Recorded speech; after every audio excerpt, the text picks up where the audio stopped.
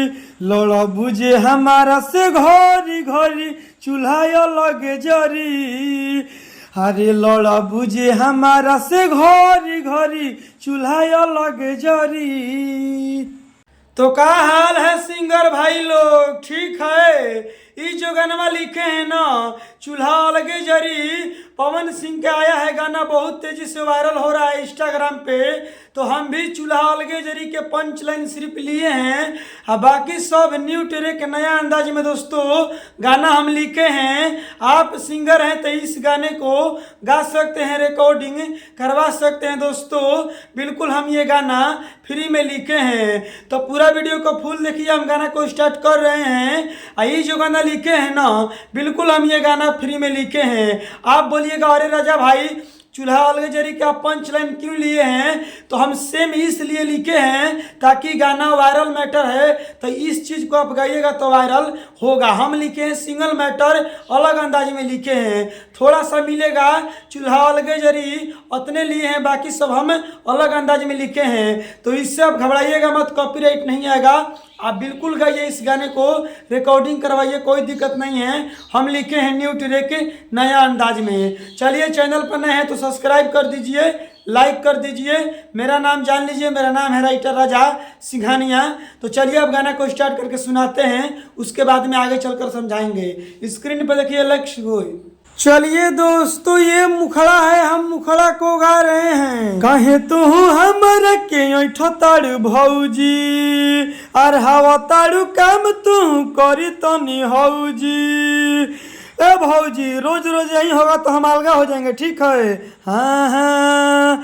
कहे तू हमर के ताड़ू भौजी, और हवा ताड़ू काम तू करी तनी हौजी। खाना तू बनैबू न तो माथा जरी, लड़ बुझे हमारा से घरी घरी चूल्हा लगे जरी।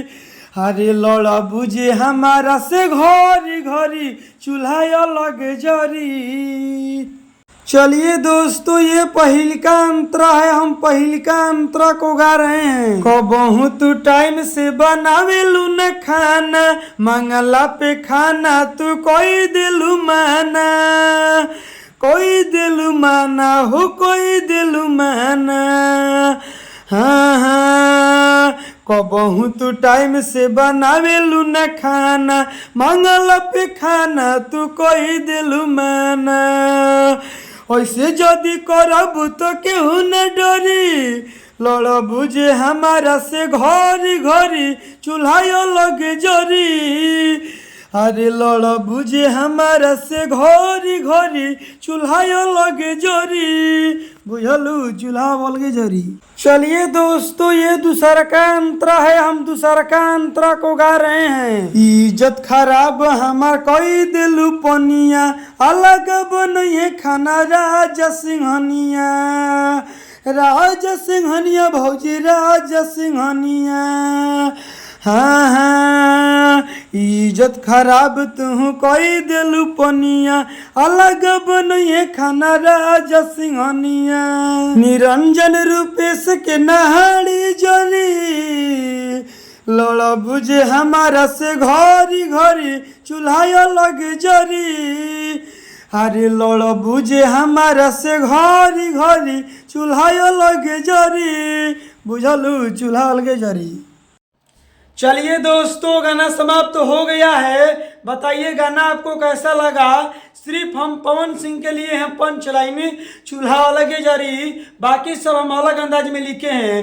तो आप लोग सुने होंगे फुल गाना, तो आपको समझ में आ गया होगा कि हम कहना क्या चाहते हैं। देखिए दोस्तों पंच लाइन हम इसलिए लिखे हैं ताकि गाना तेजी से आपका भी वायरल होके, वायरल टॉपिक है, इसीलिए हम इस चीज़ को लिए हैं। नहीं तो हम नहीं लेते हैं। आप लोग जानबे करते हैं कि कुछ हम अलग लिखते हैं, मगर वायरल शब्द है तो वायरल शब्द का हम उपयोग किए हैं। चलिए, अगर आप सिंगर हैं, चाहते हैं कि नहीं हम इस गाने को नहीं गाएंगे, हम अपने लिए पर्सनल गाना लिखवा कर गाएंगे, स्पेशल गाना गाएंगे, तो देखिए स्क्रीन पर मोबाइल नंबर है, कॉल करके हमसे बात करिए, हम आपको पर्सनल गाना लिख कर दे देंगे, इनसे बढ़िया, इनसे बेस्ट। तो स्क्रीन पर मोबाइल नंबर है, कॉल करिए, फटाफट कॉल करिए। Bye bye, love you.